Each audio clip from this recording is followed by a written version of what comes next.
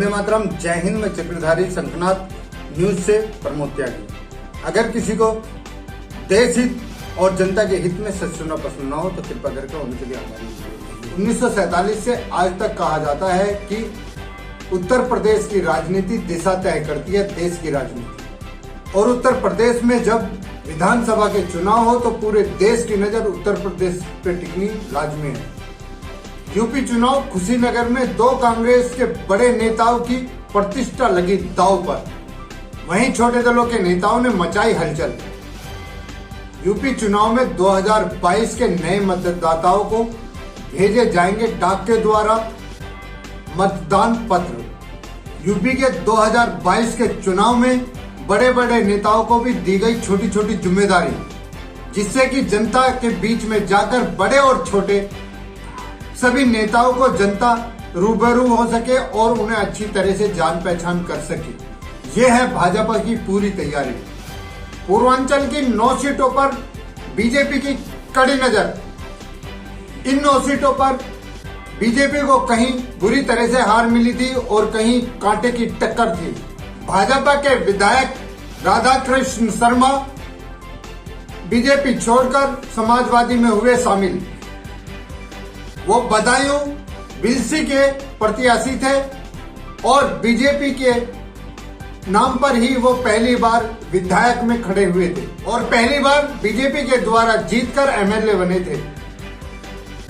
लखनऊ में अखिलेश द्वारा निर्माणित किया गया भगवान श्री परशुराम जी का मंदिर का परसा गिरा। ब्रजेश पाठक ने कहा कि भगवान श्री राम से जाकर पहले क्षमा मांगते, तब जाके कहीं भगवान श्री परशुराम जी आपको क्षमा करते। भगवान श्री राम के भक्तों को मारकर भगवान परशुराम का मंदिर बनाओगे तो परसा तो गिरना ही था। लेकिन समाजवादी पार्टी और समाजवादी पार्टी के प्रमुख अखिलेश यादव को यह अशुभ संकेत है। भारतीय जनता पार्टी के मंत्री ब्रजेश पाठक हमारे पार्टी के मुखिया के ऊपर टिप्पणी कर रहे हैं। ब्रजेश पाठक ने पलटवार करते हुए कहा कि मैं क्यों टिप्पणी करूंगा, अपने कर्म देख लो। जब राम भक्तों पर मुलायम सिंह यादव ने गोली चलवाई थी, अपने भक्तों के हत्यारों को माफ करेंगे। अखिलेश यादव को पूरे परिवार सहित पहले अपने पाप धो लेने चाहिए थे, जब जाकर भगवान परशुराम का मंदिर बनवाना चाहिए था। लखनऊ जेएनएस में समाजवादी पार्टी ने जो ब्राह्मणों की वोट पाने के लिए भगवान श्री परशुराम जी का मंदिर बनवाया और उसकी मूर्ति का शिलान्यास किया, उसके तुरंत ही बाद भगवान परशुराम जी का परसा गिर गया।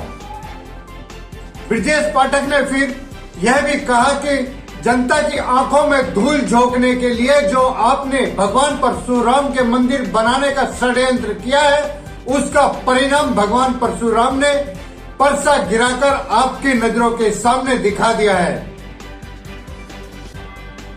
इससे साफ पता चलता है कि भगवान परशुराम ने अपना मंदिर और अपनी प्रतिमा को स्वीकार नहीं किया। भगवान परशुराम अखिलेश और अखिलेश की पार्टी से बुरी तरह से नाराज है।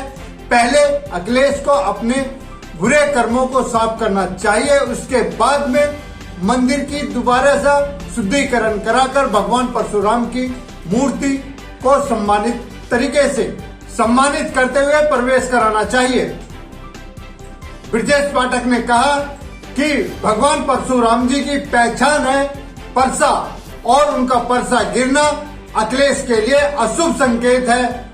अखिलेश चाहे इस बात का बुरा माने या भला माने, लेकिन हमने उसको एक अच्छा सुझाव दिया है कि उसे अपना शुद्धिकरण करा लेना चाहिए।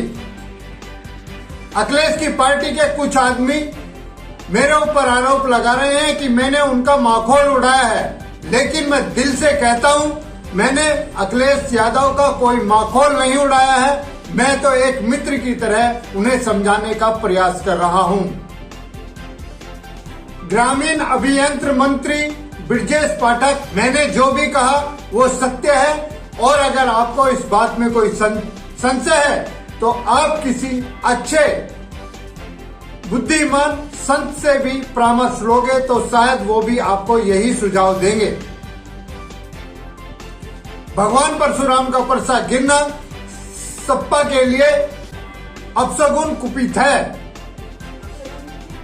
अखिलेश यादव को पहले भगवान श्री राम के मंदिर में जाकर परिवार सहित रामायण का पाठ कराना चाहिए और अपनी सभी गलतियों को क्षमा मांगते हुए फिर जाकर दोबारा से भगवान परशुराम जी की स्थापना करनी चाहिए। ये हमारे बुजुर्ग भी कहते आए हैं कि पिता की सजा पुत्र और पुत्र की सजा पिता भुगतता है। इसमें कोई संशय नहीं है। इसी के साथ देश और देश की जनता की सच्चाई के लिए, देश के लिए जीना, देश के लिए मरना। अगर आपको हमारी ये वीडियो अच्छी लगी हो तो लाइक करें, शेयर करें, कमेंट करें, सब्सक्राइब करें और बेल आइकन जरूर दबाएं। आप हमें अपने सुझाव Instagram, Telegram, Twitter, Facebook, YouTube, Twitter और व्हाट्सएप पर भी भेज सकते हैं। अभी मैं अपनी वाणी को विराम देता हूं। वंदे मातरम, जय हिंद।